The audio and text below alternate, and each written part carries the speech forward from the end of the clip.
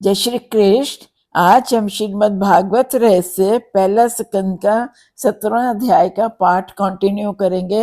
इस अध्याय के पहले पाठ में भीष्म पितामह ने बताया कि श्री कृष्ण से उन्होंने कैसे वचन लिया कि वो अंत समय उनको मिलने आएंगे।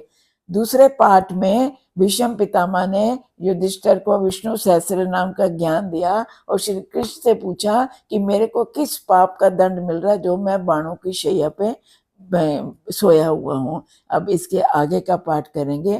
तीसरे पाठ में श्री गणेशाय नमः, ओम नमो भगवते वासुदेवाय, श्री कृष्ण शरणम मम।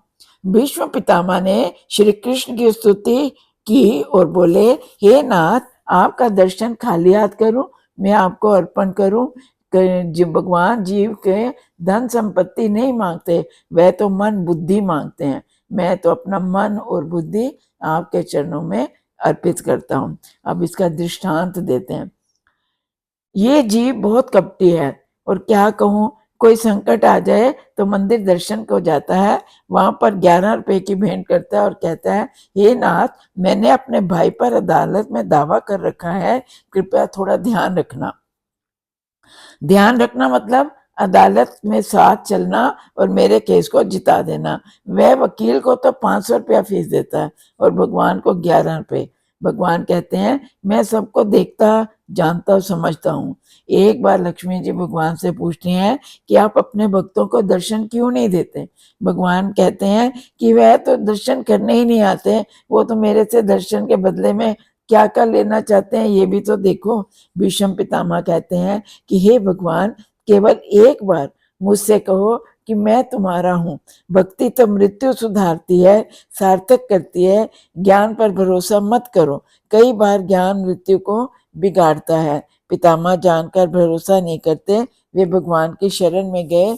भगवान कहते हैं, भगवान को कहते हैं, मैं आपकी शरण में आया हूँ, मैं आपका हूँ। भगवान उसे उलाहना देते हैं, कहते हैं, मैं तुम्हें अपना कैसे मानूं, आपने तो अर्जुन पर ही बाण चलाए थे, उन बाणों को मैं कैसे भूलूं।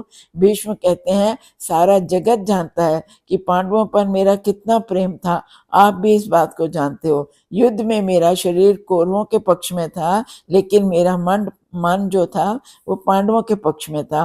पांडवों पर बाण चलाता, पर मन में यही जा रखता था कि विजय पांडवों की ही हो। श्री कृष्ण कहते हैं, जब आप मन से पांडवों के साथ थे, तब तन से पांडवों का साथ क्यों नहीं रहे। पांडवों के साथ मिल युद्ध करते क्यों नहीं किया, मिलकर युद्ध क्यों नहीं किया। भीष्म पितामह कहते हैं, हे प्रभु, मैं उस समय आपके दर्शन करना चाहता था। आज आप अर्जुन के रथ पर थे, मैंने सोचा अगर मैं पांडवों की तरफ से लड़ूंगा तो सामने से आपके दर्शन कैसे कर सकूंगा, इसलिए मैं पांडवों के विरुद्ध कौरवों से जा मिला। जिसका शरीर त्रिभुवन सुंदर और नीलकमल जैसा है, नील वर्ण है, जिसके तन पर सूर्य किरण श्रेष्ठ पीताम्बर शोभित है और मुख पर कमल के समान उलझी हुई लटें बिखरी हुई हैं, ऐसे अर्जुन से कहा, श्री कृष्ण से मेरी निष्कपट प्रीति है। ऐसे स्वरूपवान पार्थ सारथी को रोज अपने सन्मुख रखो। इंद्रियों के घोड़ों को भगवान को सौंप दो। शरीर रथ है, इंद्रियां घोड़े हैं। अपने निष्काम बुद्धि मन आपको अर्पित करता हूँ। भगवान सोचने लगे कि वह वृद्ध भीष्म पितामह बहुत समझदार हैं, कितना मीठा बोलते हैं हर बात को।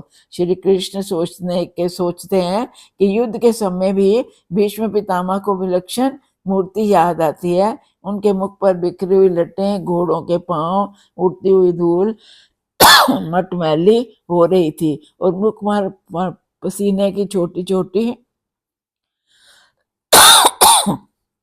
बूंदें आ रही थी। सुंदर कवच धारी कृष्ण के प्रति मेरा शरीर, अंतःकरण और आत्मा समर्पित हो जाए। प्रभु से प्रार्थना करो कि मेरे शरीर रूपी रथ पर आप विराजे, मेरे इंद्रिय रूपी घोड़े अंकुश में हो। प्रभु उनको अंकुशित करें। हे नाथ, आपने मेरी प्रतिष्ठा बढ़ा दी, मुझे कितना सम्मान दिया और मेरी प्रतिज्ञा रखने के लिए आपने अपनी प्रतिज्ञा भी छोड़ दी। इसका आगे का अध्याय आगे कंटिन्यू करेंगे। जय श्री कृष्ण।